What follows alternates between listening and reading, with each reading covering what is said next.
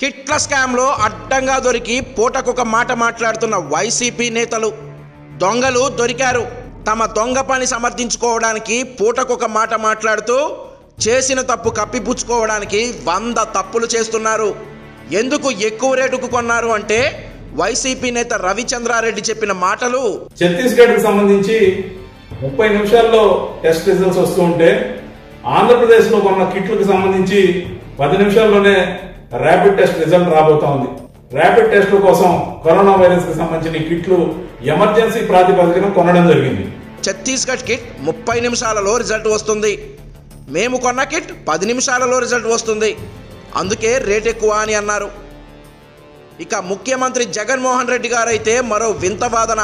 రాష్ట్ర ప్రభుత్వం ఆర్డర్ ఇచ్చినప్పుడు ఆ కిట్లు బయటి దేశంలో తయారయ్యాయని పేర్కొన్నారు. ఇప్పుడు అదే సంస్థకు మన దేశంలో తయారీకి ఐసీఎంఆర్ అనుమతులు ఇచ్చినందున రేటు తగ్గిందన్నారు. మేము కొనే టైంకి వాళ్ళకి ఇండియాలో ప్లాంట్ లేదు. ఛత్తీస్గఢ్ కొనే టైంకి ఇండియాలో ప్లాంట్ పెట్టారు. అందుకే వారికి తక్కువ రేటు, మనకు ఎక్కువ రేటు అని అన్నారు.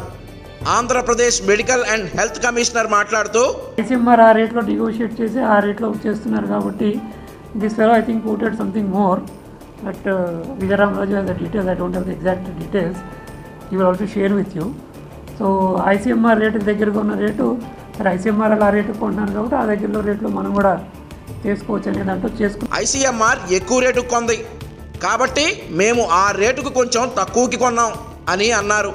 ఇక రోజు మొత్తం అడ్డంగా దొరికిపోయిన తర్వాత ఆరోగ్య శాఖ మంత్రి ఆళ్ల నాని గారు ఫినిషింగ్ టచ్ ఇస్తూ మేము 730 రూపాయలకు మేము ఇక్కడ ఆర్డర్ ఇస్తూ ఉన్నాము. ఇచ్చిన తర్వాత మీరు ఎక్కడైనా సరే ఏ రాష్ట్రానికైనా సరే 730 రూపాయల కన్నా తక్కువగానే మీరు కనుక సప్లై చేస్తే ఈ ర్యాపిడ్ టెస్ట్ కిట్లు కనుక ఆ రేటుకే మాకు ఇవ్వాలని ఒక స్పష్టమైనటువంటి ఒప్పందాన్ని మేము ఆ సంస్థతో చేసుకున్నాం. ఇంకొకళ్లకు తక్కువగా అమ్మితే మాకు అదే రేటుకి ఇవ్వాలి అని ఒక వింత క్లాస్ గురించి చెప్పారు.